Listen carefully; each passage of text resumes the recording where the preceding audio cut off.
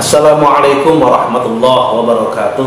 Para pemirsa yang dirahmati Allah Subhanahu wa taala, pada kesempatan kali ini insya Allah saya akan membahas beberapa pertanyaan yang ditujukan kepada saya, yang mana pertanyaan ini selalu berulang setiap menjelang Ramadan. Di antaranya yaitu yang pertama, Pak Ustadz, apa hukumnya qadha puasa setelah nisfu Sya'ban? Maka jawabannya, jemaah yang dirahmati Allah Subhanahu wa taala, para pemirsa yang selalu dirahmati Allah Subhanahu wa taala, pada prinsipnya qadha puasa Ramadan itu hukumnya wajib. Saya ulangi lagi, pada prinsipnya qadha puasa Ramadan hukumnya wajib. Maka walaupun dilaksanakan setelah nisfu Sya'ban, hukumnya tidak berubah, apalagi menjadi haram, tidak, hukumnya tetap wajib. Jadi kesimpulannya, qadha Ramadan walaupun dilakukan setelah nisfu Sya'ban, hukumnya tetap wajib. Jadi harus segera diselesaikan mumpung masih ada kesempatan. Pertanyaan berikutnya adalah, Pak Ustadz, bagaimana ketika saya hamil ataupun menyusui? Apakah ketika saya tidak puasa harus qadha doang, qadha saja, atau qadha plus fidyah? Maka jawabannya, pemirsa yang dirahmati Allah Subhanahu wa taala, sebelum kita menjawab pertanyaan ini, saya akan menjelaskan bahwa orang yang meninggalkan puasa itu ada beberapa hal. Yang pertama adalah orang yang meninggalkan puasa dan dia tidak ada udzur untuk meninggalkan puasa tersebut. Saya ulangi lagi, orang yang meninggalkan puasa tanpa udzur, hukumnya haram.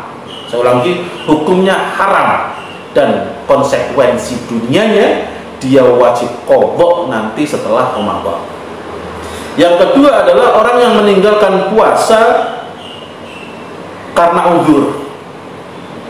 Contoh, orang sakit, orang yang tidak kuat, sudah dipaksa tetapi nggak kuat, atau musafir seandainya. Maka bagi orang-orang ini tidak dosa dia meninggalkan puasa, akan tetapi konsekuensi duniawinya nanti pun tetap dia harus qadha setelah Ramadan.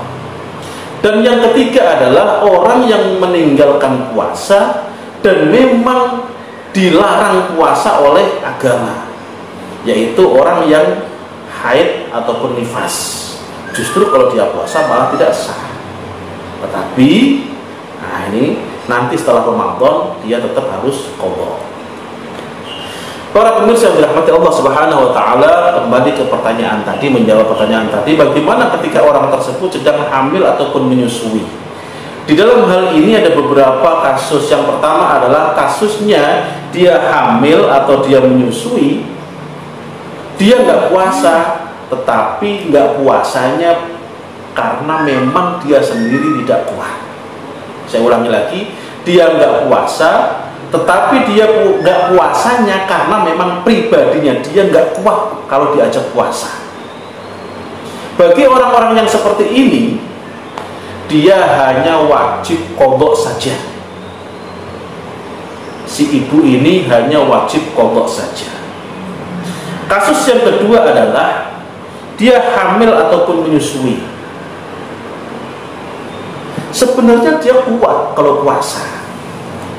Sayangnya dokter bilang, yang ahli bilang, Bu, jangan puasa dulu, kandungan ibu lemah, kalau puasa berbahaya. Bu, jangan puasa dulu, anak ibu butuh gizi yang cukup, harus pakai ASI. Kalau ibu puasa, ASINya kosong, akhirnya anak ibu berbahaya. Artinya apa? Si ibu ini nggak puasa bukan karena nggak kuat, tetapi karena mengkhawatirkan janinnya atau mengkhawatirkan bayinya.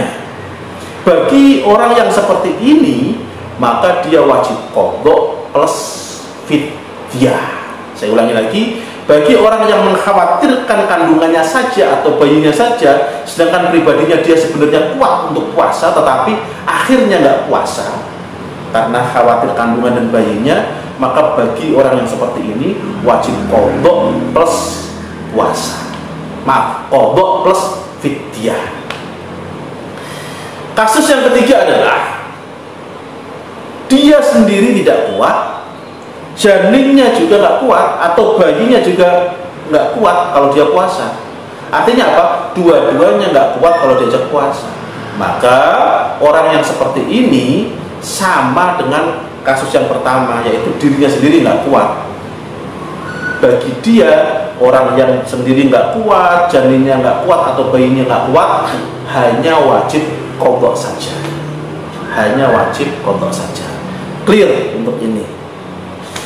Selanjutnya adalah orang yang hanya wajib fidyah. Siapa itu?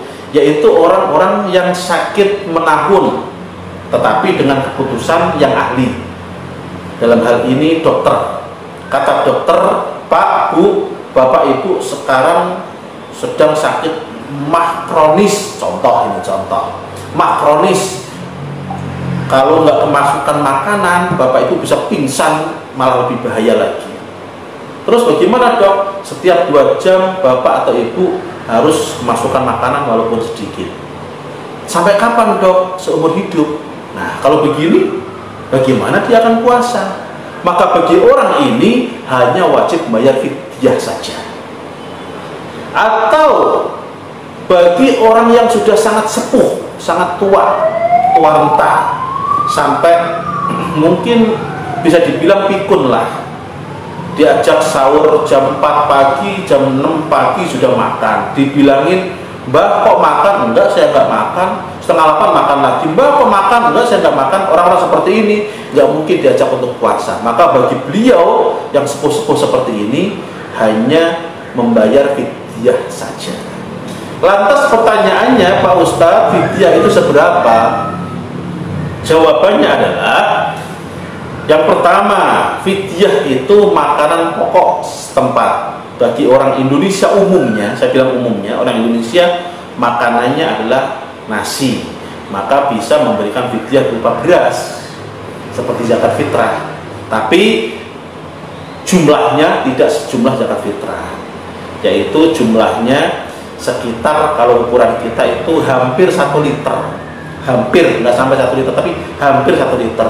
Orang-orang Jakarta biasanya digenepin 1 liter, insya Allah sudah aman. Udah lebih gitu, 1 liter udah lebih sedikit, aman.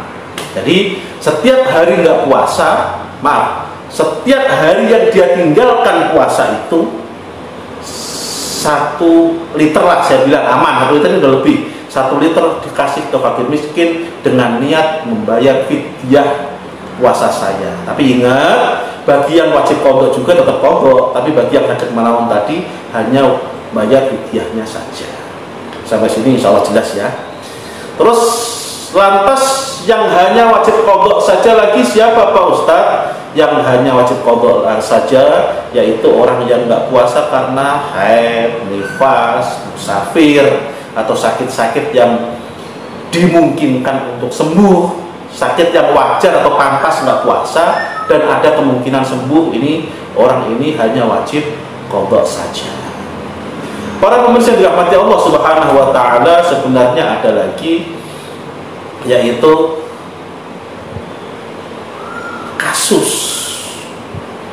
kasus ini bukan masalah qadha plus fidyah, akan tetapi qadha plus kafarat. Kafarat ini kalau bahasa kita itu apa ya? Bahasa kita itu hukuman lah, hukuman. Kafarat itu hukuman. Kalau fidyah bukan hukuman, kafarat hukuman. Kenapa kok sampai hukuman, Pak Ustadz? Karena dianggap berat pelanggarannya. Yaitu ketika ada suami istri batal puasa karena berhubungan badan. Saya pakai bahasa halus, berhubungan badan, nggak usah dijelaskan lagi. Maka bagi dia puasanya batal, dosa. Kenapa? Ya tadi, kalau sengaja loh ya, kalau nggak sengaja, kamu nggak sengaja. Kalau sengaja berarti itu nggak dianggap sebagai udzur, nggak dianggap sebagai udzur, maka dia wajib qadha plus kafarat. Apa itu kafaratnya, Pak Ustadz? Insya Allah akan kita bahas di pertemuan yang lain, insya Allah. Jadi para pemirsa yang dirahmati Allah Subhanahu wa taala, jika masih ada yang belum dimengerti atau perlu penjelasan yang lebih dalam, silahkan untuk menulis di kolom komentar. Insya Allah kalau memungkinkan, ada waktu atau mungkin saya mampu menjawabnya, insya Allah akan kita jawab di komentar tersebut. Wallahu wal taufiq wal hidayah. Wassalamualaikum warahmatullahi wabarakatuh.